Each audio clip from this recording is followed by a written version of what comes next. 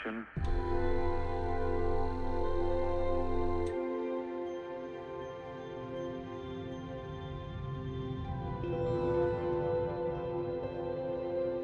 The story of Deliver Us Mars is gonna be awesome.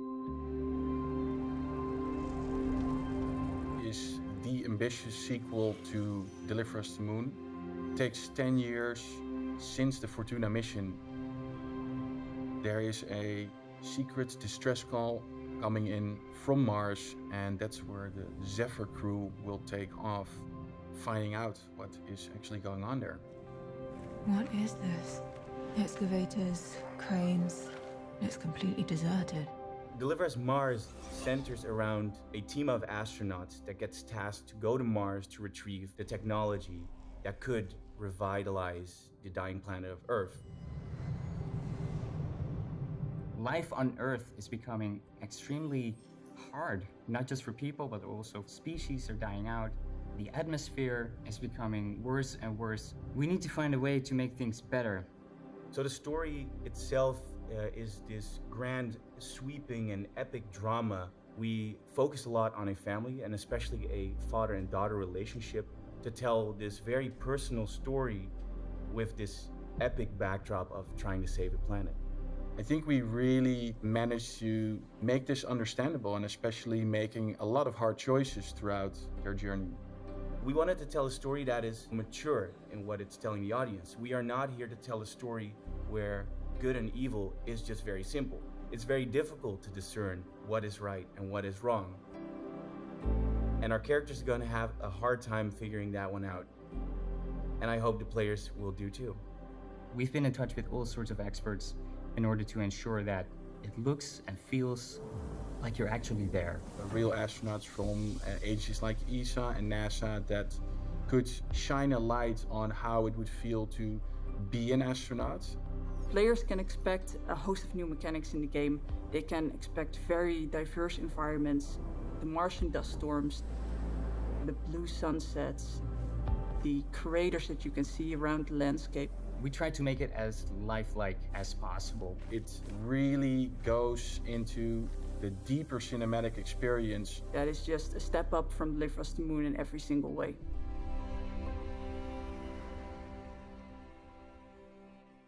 The gameplay experience changed a bit, but we really wanted to stick to the core of what made Deliver Us to Moon Deliver Us to Moon. So something I'm really proud of and excited about is the new traversal system. It has got a new character controller and a climbing system, which makes it really cool to go over the surface. And also a new host of puzzle mechanics that actually expand upon an MPT network. And we really made that into a collective puzzle mechanic set. In order to know what it is like to be there, we've looked at all sorts of things. As most fans and people that like the first game and know the studio will know, is that we didn't really hold back on developing this new title. And I dare to say our launch sequence has been researched very extensively. And I think it's going to be the coolest launch sequence we've seen to date in video games. If this does not make you feel like an astronaut, I don't know what will. Maybe actually having to go to space, but that sucks. That takes a while to actually get.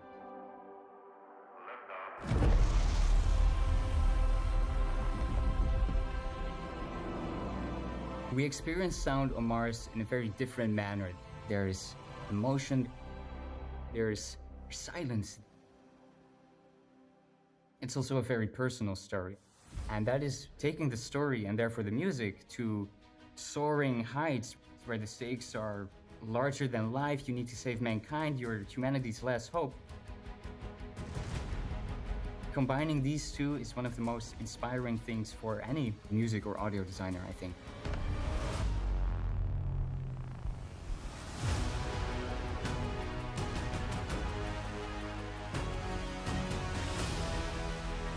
My granddad made telescopes to have people view the moon, and I'm literally trying to get like young people, but people that love games, to see Mars through video games.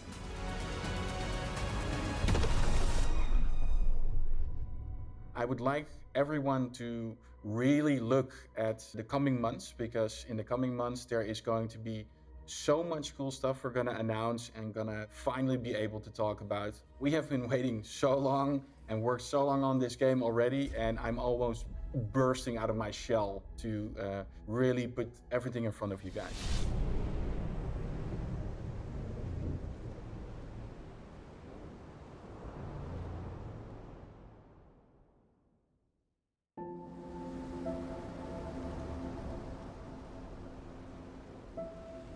The title, Deliver Us Mars, is a metaphorical phrase by saying, deliver us the solution, a new outcome, deliver us the future. Mission Opera is about a distress call that comes in from Mars 10 years after its predecessor, Deliver Us the Moon. What we're feared today that might happen to Earth with climate change, this already happened in Deliver Us Mars. They decide to go to Mars and find out if the arcs that might contain a solution can actually save Earth and its state and maybe make it a more habitable planet than we have today. At its heart, Deliver Us Mars is still a story about humanity, and our story will always revolve around that the technology we have could do it, but the actual answer is somewhere in us as humans and the conflicts we face as a species. I love the ambition that KeokeN has. They have huge designs. This is a cinematic, operatic piece, which is still embedded in a family drama. It's actually a very intimate story between a daughter and a dad. Kathy Johannson is the protagonist in this story. With Kathy, the whole piece rests on her. So if we didn't get that right, none of it's going to work. It wasn't easy to find the right person. We did quite a lot of casting to get to the main character, Kathy Johannson. But when we found Elise, she was instantly our favorite. She was perfect for this role from the beginning. Kathy is intelligent, funny, and rebellious. Instead of a typical hero who could be the answer to anything, we really liked Kathy to be real. She's incredibly passionate about space and Mars. Grown up with that around her.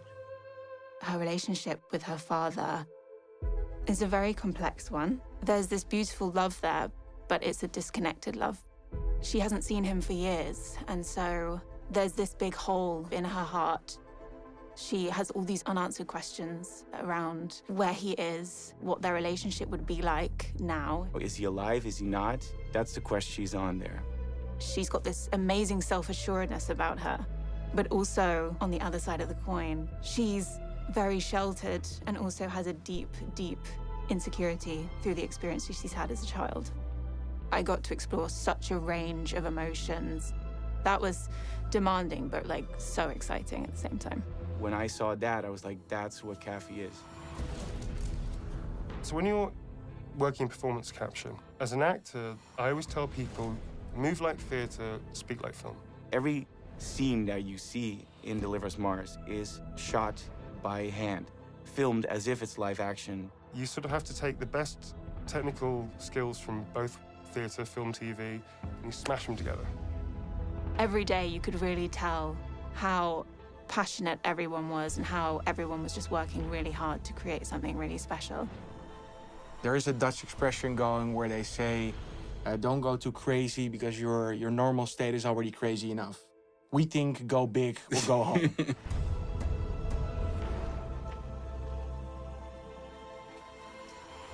Deliver Us Mars is a big step up from Deliver Us the Moon. It's a longer game, it's a more emotional story, there's more gameplay involved.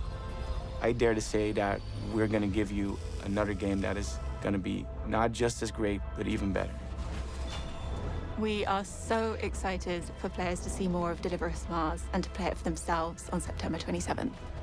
Strap yourself in and get ready for a serious emotional hit, but an amazing adventure.